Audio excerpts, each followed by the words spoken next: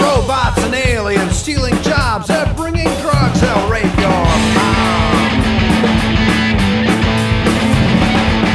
Beware the city's dazzling lights where dykes are waiting to steal your wife. I stoked the fire in your paranoid core. I stoked the fire in your paranoid core. I feed on your fear.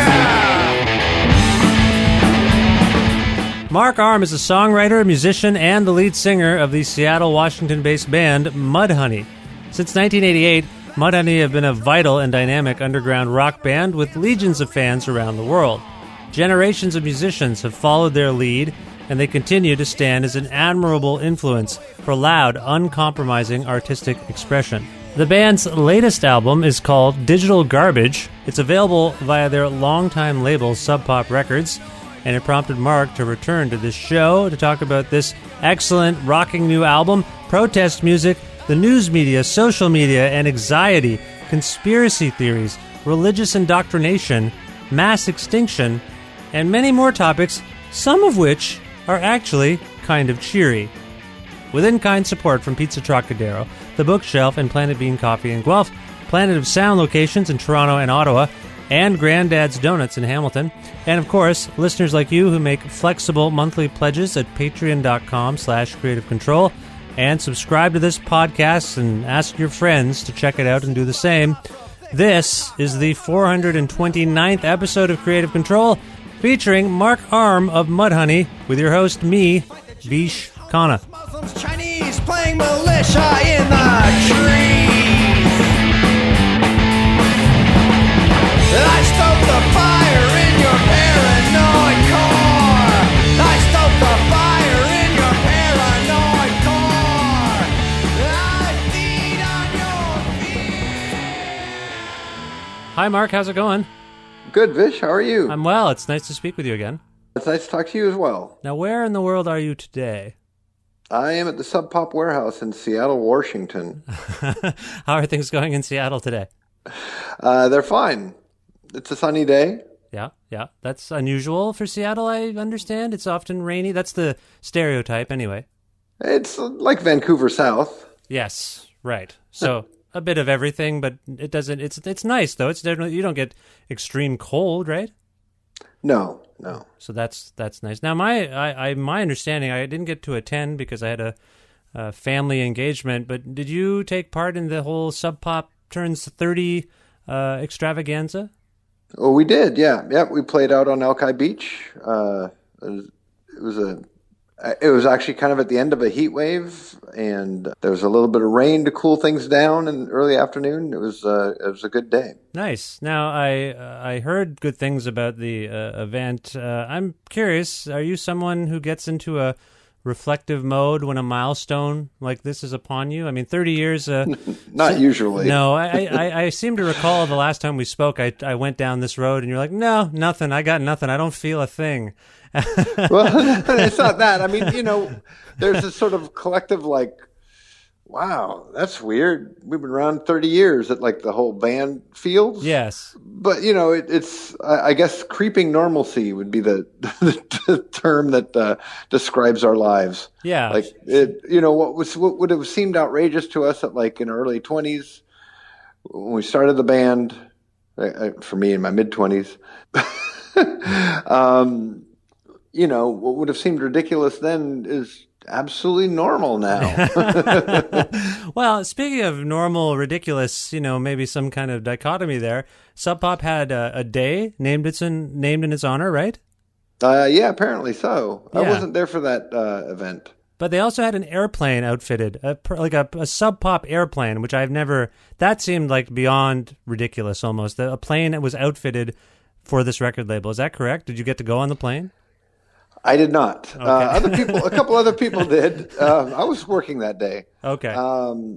Yeah, and actually I know Tony, who's the head of A&R, and now he's a co-president of the label, was going to fly in that plane, because initially the plane was going to fly to L.A. and he, booked some meetings in L.A. and then it turns out the plane was changed the route to like Santa Ana. Oh, I see. And he didn't actually ride on the plane either. Okay, I understand. So it just looked cool in the photos, I have to say. Like a Sub Pop had its own plane. It was like a Led Zeppelin thing almost. You know what I mean?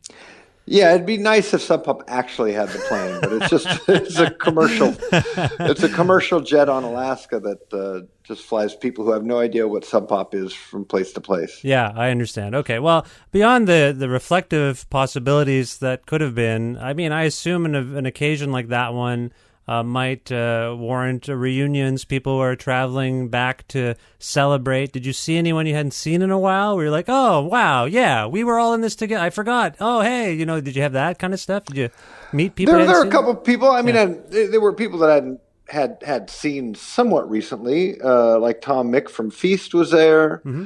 I used to work with him at Muzak, well before all of this started. Yeah. And Feast was probably the great lost quote unquote grunge band of Seattle in the mid 80s. Oh, okay. They never really released anything except maybe a song or two on a compilation. So it was good to see Tom. I didn't actually see the Fastbacks that day because I was doing other stuff at that time. Yeah, sure. But I figured Kim has moved back into town, so I'm sure I'll see them at some point. Okay. In a local venue. Okay, cool. No, I just was curious, historical kinds of questions. It's a historical occasion. I just wondered if you had those moments because I know they're special and they can be anyway. And I appreciate you even divulging any of that because I assume on some level, this is a personal milestone for you. The fact that the label has thrived for this long, I assume it's something. And you work there still. You still work at Sub Pop in at least 2 capacities that I'm aware of. It must be special on some level. Well, yeah, of course. Yeah. It's crazy. None of us thought there was a time in the 90s when it seemed like Sub Pop might not exist for very much longer. Yeah, right, exactly. Well, speaking of things not existing forever, digital garbage. It's kind of a segue. It kind of works. I feel like we're all immersed in this digital garbage these days, and you've named a record digital garbage. And I have to say, first of all, congrats on this record. It's wonderful. It's very forceful, and I would categorize it as an angry record. Would you agree with that sentiment? I suppose it is. Is it something you realized was angry as it was happening, or has it been brought to your attention that, oh my God, this is a very assertive record on some level? Oh, I think we understood what was going on with it as we were writing it. Okay, all right, that's good. Sometimes you're so inside you don't realize maybe how you're coming across, I'm sure you've had that experience. Like, oh, really? I didn't think I was sad. I didn't realize I was sarcastic as I am. I assume you have a bit of a handle on it. So, I mean, I'd like to talk to you about these songs in some detail, but before we get to that, is there an overarching thing you'd want to say about this record and maybe what has inspired it? My sense is it's modern times, and it's definitely a record of these times. It's not the record I wanted to make, but I feel like it was a record we had to make. If that makes any sense. Do you mean as both artists and potentially citizens of the country of the United States of America? Yes. Yeah.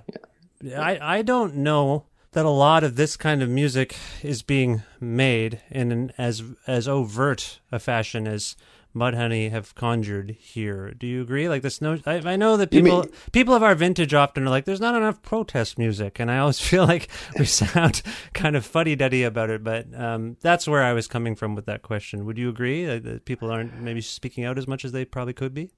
I don't know. I'm not really paying attention to everyone else. I'm probably not nearly as aware as what's happening in pop culture and with like bands and musicians and stuff as you are. Yeah. I just kind of keep my head down and move forward and do what I need to do. Mm-hmm. But you're not the first person to have said that to me. So yeah. There's probably a bit of truth out there. And it astounds me that like people aren't talking about this shit.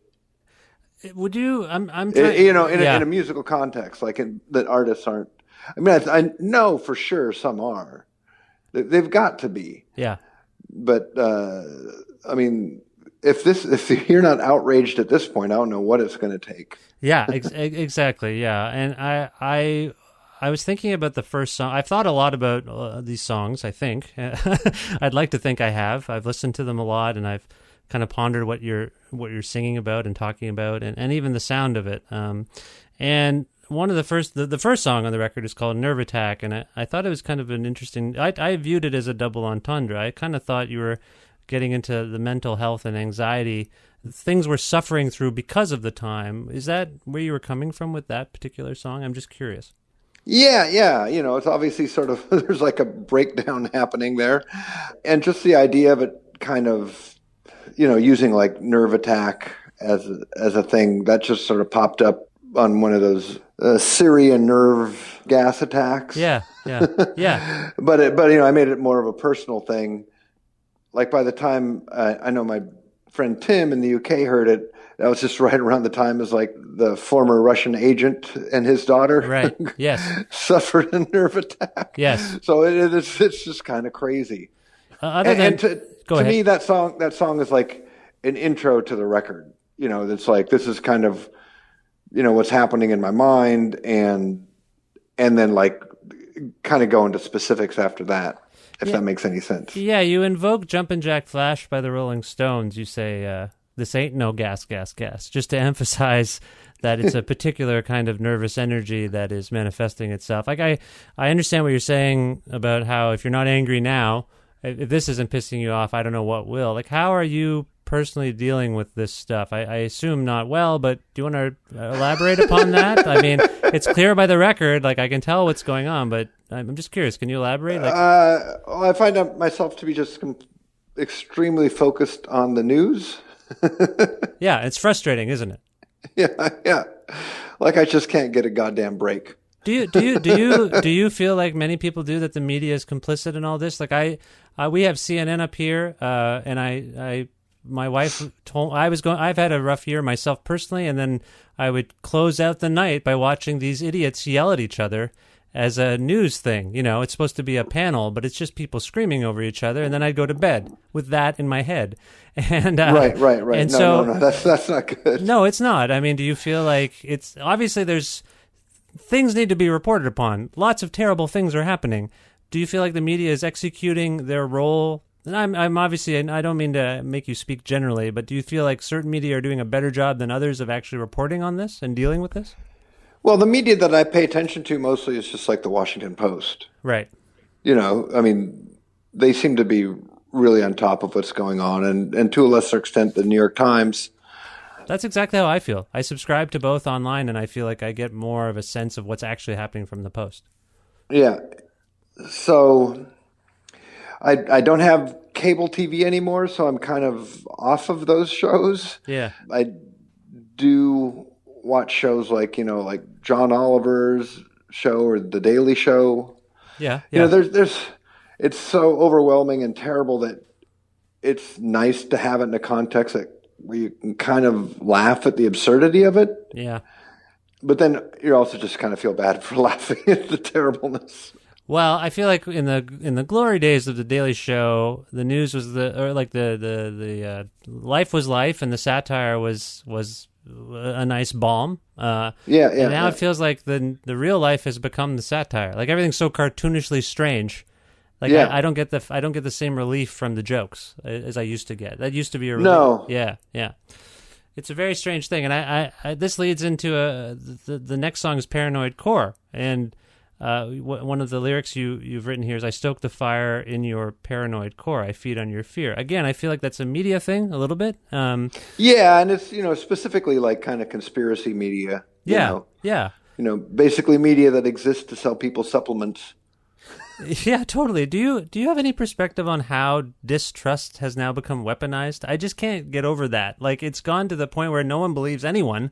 It used to be fringes on the left and the right who'd be like, I'm not getting the whole truth. And now it's just this mainstream distrust. Like, everyone doesn't believe anything. We've been sort of, over the last 10 years, been told, rather taught, not to trust anything, any source. And I find that's very and your country and some of your citizens in particular seem to exemplify that. Do you have any perspective on how that happened, why that's happening?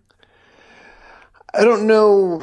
I mean, I think like maybe the politicization of the news by like outlets like Fox kind of yeah. really, really started it, in the 90s. It used to be, when I was growing up, you would, for the most part, watch the news, the same news that everyone else watched. There were 3 major networks and then like public broadcasting, right? Yeah.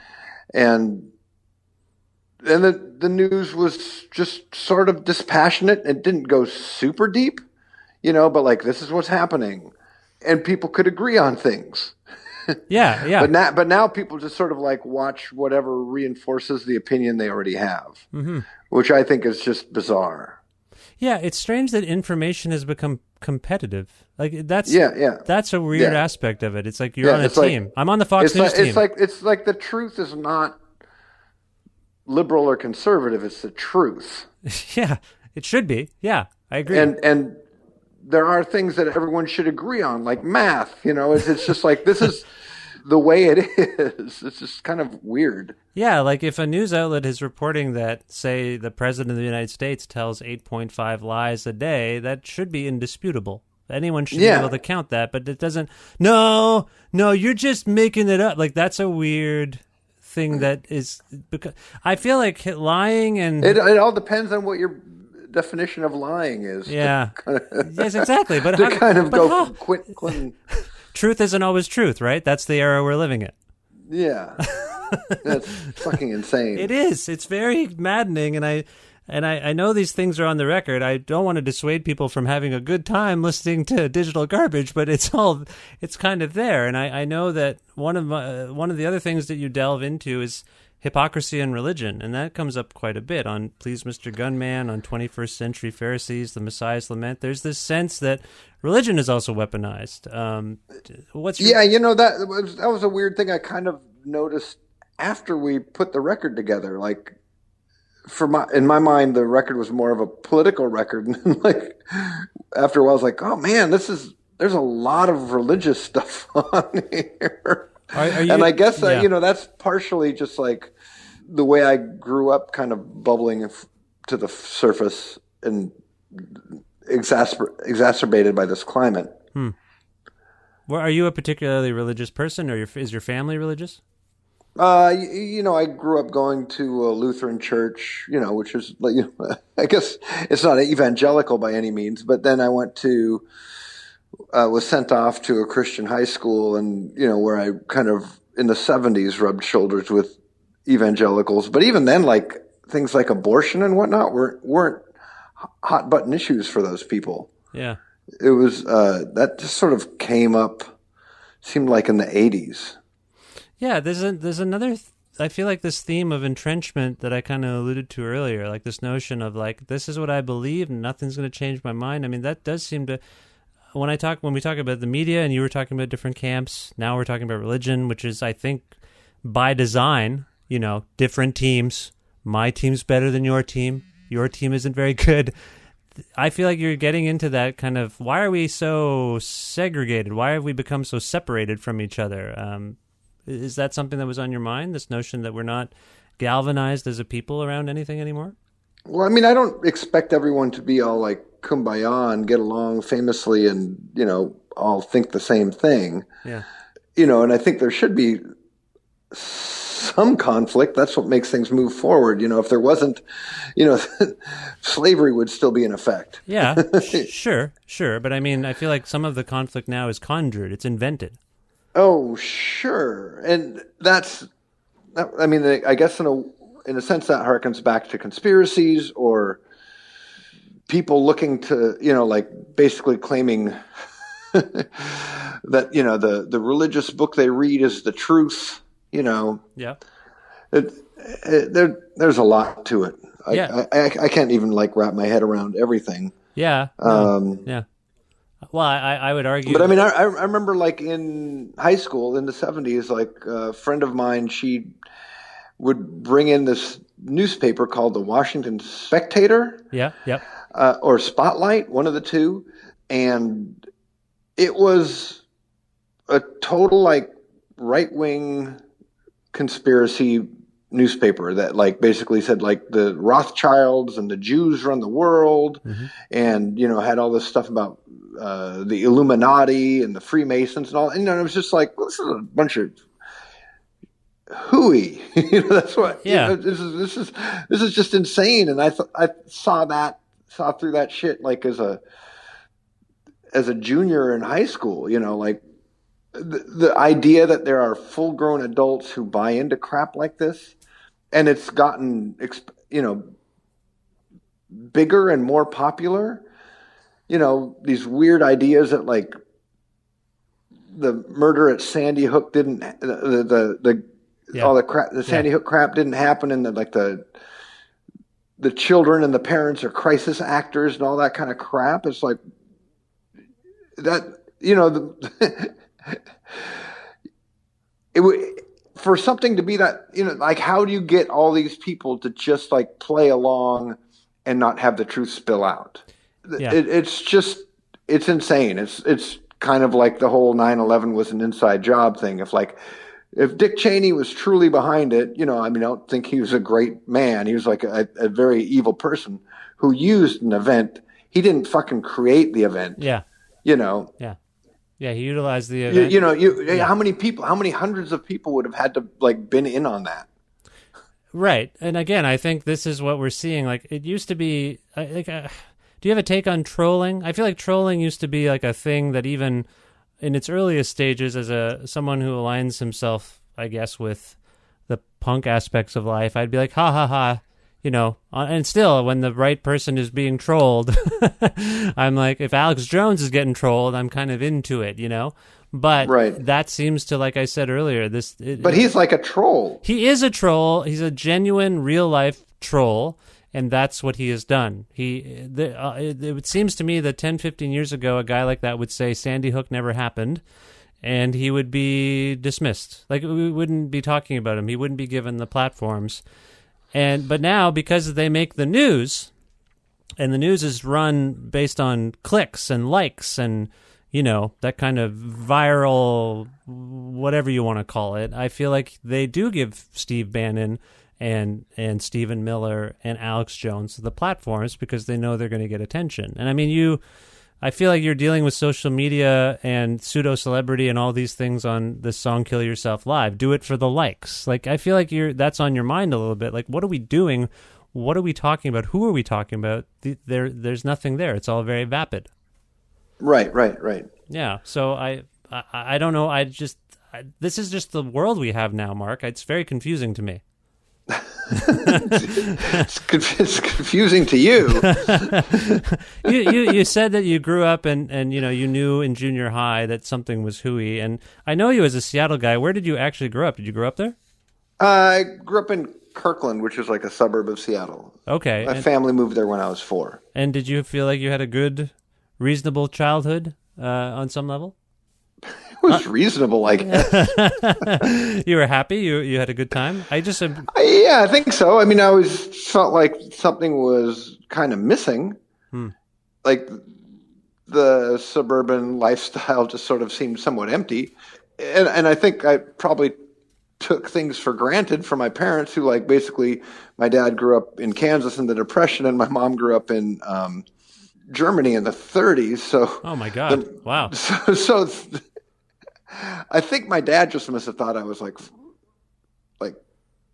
out of my mind. Like, why? What are you complaining about? You have everything. And I'm just like, it's boring here.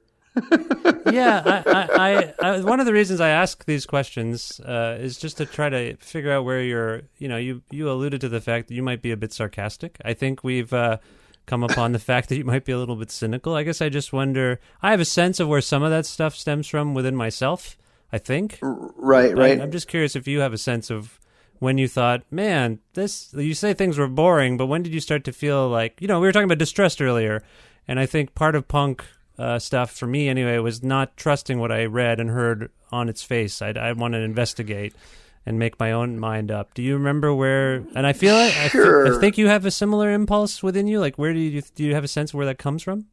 Well, I think that actually goes back to the church. Oh, okay. Because I mean, I remember like being in like Sunday school and actually just when something just didn't make sense to me, just like asking a lot of questions about it, and just getting like kind of like, but this is what it says in the Bible kind of answers. Is like, well, that, how can that possibly be? That kind of.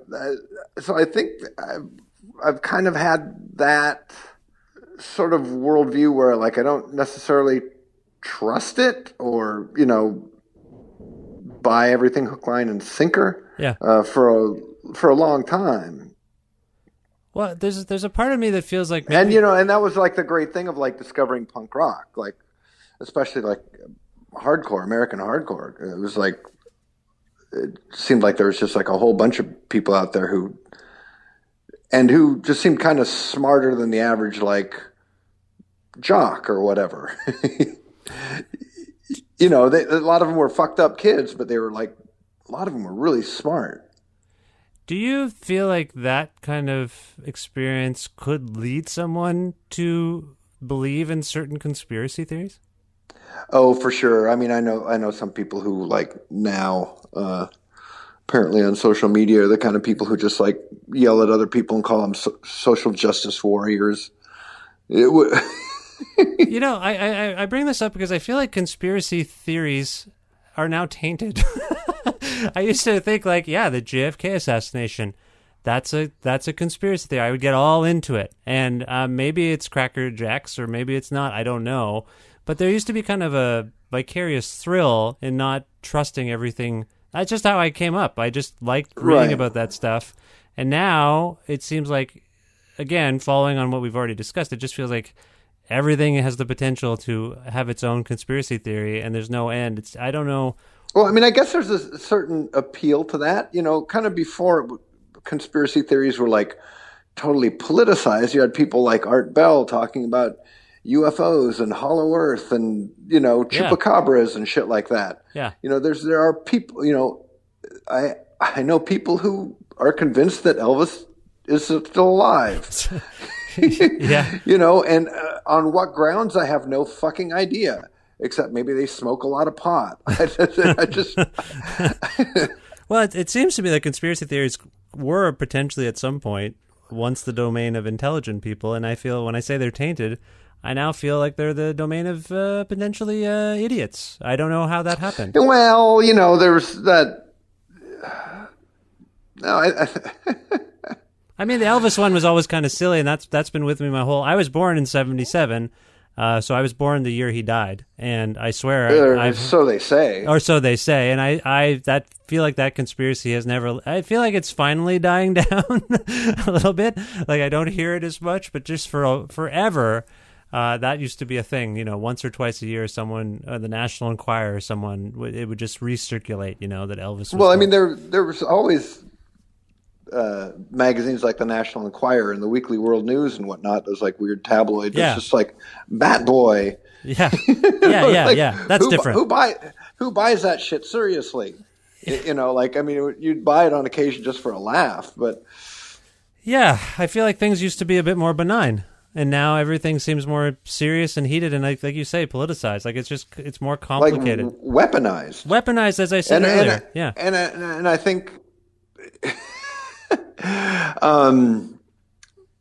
There are other governments who are really good at exploiting the American psyche. Yeah, exactly. They're more objective. Yeah. I mean, they've been watching us and observing us for decades, for generations. Yeah. Well, I mean, I'm up here too. I'm not an American. I'm Canadian. So I've been. Yeah, but you're North American, and we speak the same language. Yeah, it's true. You just are much more polite than we are. In theory, that is true. Yeah. Yeah, I don't know if that's even really true, but that's the I guess the joke, right? That's the joke. Yeah, that's the joke on us. Well, I mean, as I think about the end of this record. The two songs that close it out, and by the way, I'm not bypassing anything else because it's not up to snuff or anything. There's lots. I mean, there's so many topics on this record, and there's so many places we can go. And I think there's a few things that you've expressed on an emotional level that I'm asking you, what does it mean? And I know that you don't know. Honestly, like I hope you appreciate that. I appreciate you don't have the answers when I ask you these questions. Right, right. But when you're talking about economic disparity and people getting rich and the World Economic Forum and things like that, I mean, it's all here. But by the end of the record, there's this resignation. The songs are Next Mass Extinction, which basically you say nothing will replace us in the next mass extinction, like we're doomed. And then in Oh Yeah, which closes out the record, it's just escapism. This notion of like, I'm going to go skateboarding, I'm going to go surfing, I'm going to go ride my bike, I don't care. So well, that's like one way to deal with this shit. And none of our lives are like pure escapism, but we do like to have fun. Yeah, I agree, and I feel like you can't just like wind yourself up with this shit like all the time. You'd just be a nervous wreck. Well, to me, it's a nice release valve by the end of a record where you've engaged with a myriad of really intense topics, and then there is this sense at the end of every day for me as well, like, well, like we're all gonna die. Nothing lasts forever. There's sign of an impermanence. That doesn't mean you can't be engaged with what's happening. I guess that's what I'm saying. Like, I hope when we talk about escapism, you would agree, I think, just based on your engagement on this record, we should all be very engaged in what's happening now. We should. And Next Mass Extinction, it's about, there's, in the geological history of the world, there have been 5. Right. And these are things that like take place over, a long period of time. And like some of them were just like flora just dying off, for whatever reason. Mm-hmm. And there are scientists who think that we have entered the 6th mass extinction. Yeah. Like the way like animals are disappearing. And this isn't going to be like a quick event. But they think we're like about 100 years into like a 1,000-year event. Yeah. And this is the first time that the main creature, well, one of the creatures that's like going to be extinct has brought it on themselves. Yeah, and I feel like we're inundated with, if you're paying attention to the news and you're listening to scientists, you're inundated with this information, and it oscillates between we have to do something now to it's too late. Do you think, again, Mark, I don't mean to ask you too difficult a question, but in this, I feel like all of this information has kind of led to this sort of nihilistic state we're in. Well, I don't know about that. I mean, that song was also just a jab at those neo-Nazis marching at Charlottesville saying, like, Jews will not replace us. Right, I see. Okay, right, I see. It's like, nothing's going to replace you. Nothing's going to replace us. I mean, you say that, and it's a very effective and dark sentiment, obviously, but I would say, I'm not a scientist, but it seems true, doesn't it? I mean, neither of us will be here to see it all the way to the end. Yeah. Well, I'm trying to eat healthy. Maybe I'll make it. I don't know. Yeah, you won't be here in 1,000 years. I'm telling you, I'm eating lots of carrots. I'm doing my best. I'm working out. I'm running. I try to run now to deal with the stuff, anxiety. Maybe there'll be like some sort of like cyber land that we can live in. We plug our brains into and live a Tron life. I already feel like I am living a Tron life with my phone and my computer, to be honest, like a cyborg. Well, I know we don't have much time left. In fact, I think we have to wrap this up relatively soon. And I appreciate your answering these questions. They're not easy, and I appreciate you going through the record with me. What's next? I appreciate your interest in the record, Vish. Oh, well, I appreciate you saying that, Mark. No, I think it's a wonderful record, and it's really necessary. And honestly, as you said earlier, I listen to lots of music, and I find people are dealing with stuff artistically, with some nuance. And that's great, and I think you are as well, but I also, obviously, I think there's a lot more stuff on the surface here on this record than a lot of people are putting forward. And to be honest, we need it, I think. And I think most importantly, though, beyond the lyrics, the music, I think, is pretty, if I do say so myself, pretty dang good. It kicks ass. It's a kick-ass record as well. Like, we've talked about some dark stuff. It rocks. It does. It rocks. Yeah. Front to back, and there's some nice, when I think of Night and Fog, or there's some dynamic stuff going on. It's a great record, I mean, all around. So I hope I put that across to you and to the people who are hearing us. What's next for Mudhoney? I'm calling you from Canada, so I don't know if you've got any Canadian shows or anything, but do you have plans? And I mean, I should ask, just because this seems like quite an outpouring of lyrics and ideas. I just wonder if this session or these sessions yielded stuff we haven't heard that didn't make the record. So yeah, sort of just what's next? Do you have plans that you can talk about in terms of Mudhoney? Yeah, we're playing Vancouver on the 15th of September. Okay. And then at the end of the month, when the record gets a release, we play Seattle and Portland with the Scientists. Okay. From Australia, who are like one of the bands that really influenced us when we started, and I guess continued to this day. Nice. So it's exciting to play with them. And then we play with Piss Jeans in Brooklyn in October, and then we go on tour for 3 weeks in Europe. And next year, the first part of the year, we'll be just doing like weekend fly-in dates until like Guy can accrue enough vacation for us to do another 3-week tour later on in 2019. Right. As I recall from our last conversation, Guy's a doctor? He's a nurse. A nurse. Sorry. He's a nurse. Right? Yeah. Full-time nurse. That's right. Sorry. Yeah. And then we do have there's 7 songs that didn't make the record. None of them are songs that we dislike. So we think they're like worthy of release, and they'll get released one way or another at some point. Mm-hmm. It felt like to make a strong record as possible, we just should have we decided to just edit things and keep it kind of a short record instead of making a really long, boring CD. Did one of those songs happen to be the one that made it onto the commemorative anniversary 7-inch that I believe you have a split 7-inch with Hot Snakes, which are one of my favorite bands? Yes. So one of the songs from that session is on that? Yeah. What song is it? I believe I may be getting this single, but I don't have it yet. But anyway, that notwithstanding, what's the song? It's called One Bad Actor. Oh, that sounds intriguing. What do you want to talk about? I know I haven't heard it. Maybe can people hear these songs? I know there was like a deal where if you went to the festival, you got these singles, but are they like going to be digital or are going to be? Well, you had to buy them. You just had to buy it on site, right? Yeah. What inspired that song? More of this crap.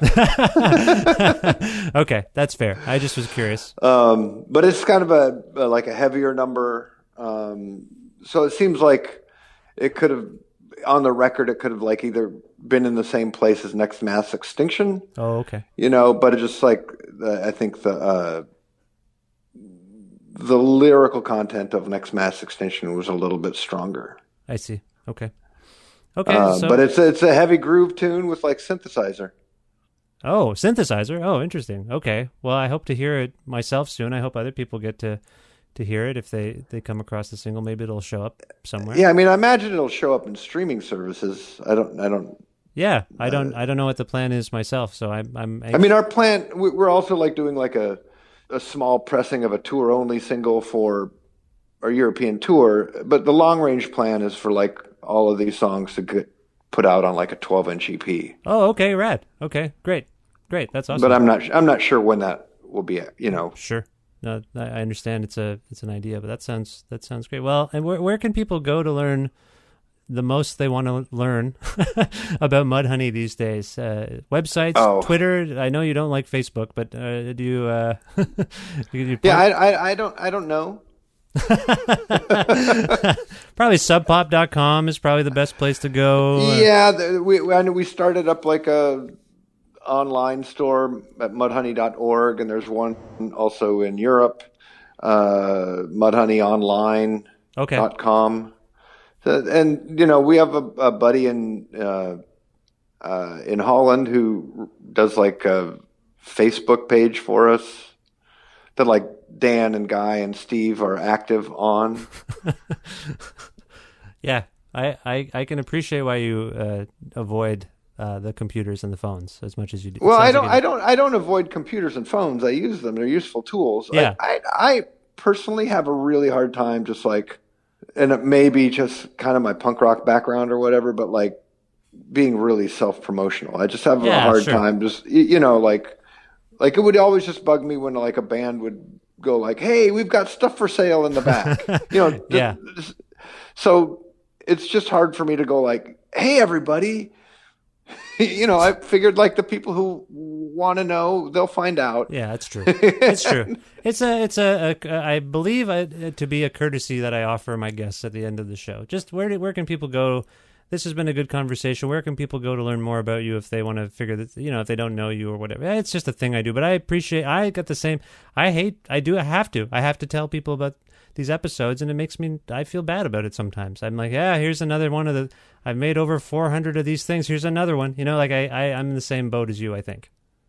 Well, I mean, that can be entertaining if someone's really into like what you're talking about. So I don't have a problem with podcasts or anything. I listen to podcasts. Oh, that's cool. Well, I appreciate you being on this one again. It means a lot to me. And I thought if possible, we could pick a song from Digital Garbage for people to hear. And if so, do you mind selecting one of them?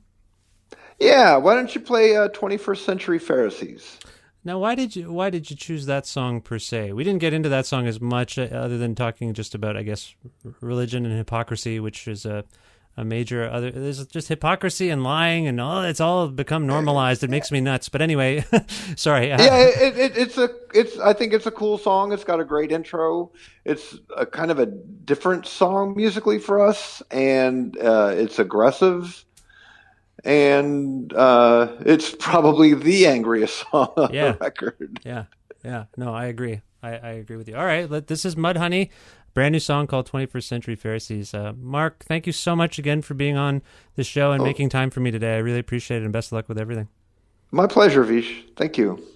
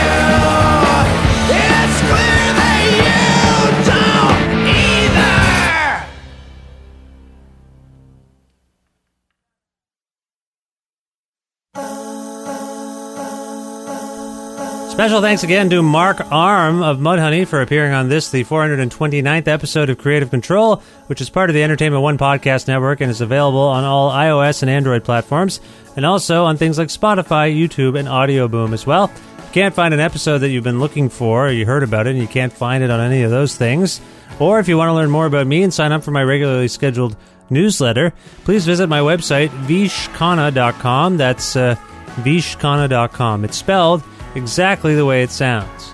You can also like Creative Control on Facebook, follow us on Twitter at VishCreative, or follow me at Vishkana. You can also listen to a radio show version of Creative Control on Wednesdays at noon Eastern Standard Time around the world at CFRU.ca, or on an actual radio at 93.3 FM if you're in or near Guelph.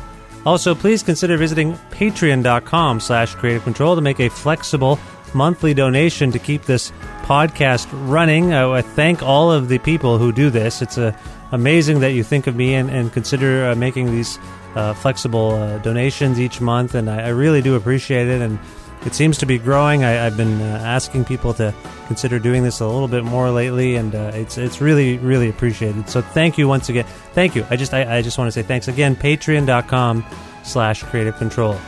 I'd like to thank the in-kind support I received for this show from the likes of Pizza Trocadero, The Bookshelf, and Planet Bean Coffee in Guelph, Granddad's Donuts in Hamilton, and Planet of Sound locations in Toronto and Ottawa for their help. I'd like to thank my friend Jim Guthrie for letting me use the instrumental version of his song, The Rest Is Yet to Come, to end the show every week. You can learn more about Jim at jimguthrie.org. And finally, I know I've thanked some of you already, but I'd like to thank all of you now. Thank you for listening to this show regularly and telling your friends about it and subscribing to the podcast and downloading episodes. That means a lot, and I'm just going to keep making them. There's more to come. I'm going to go now. I will talk to you soon. Bye for now.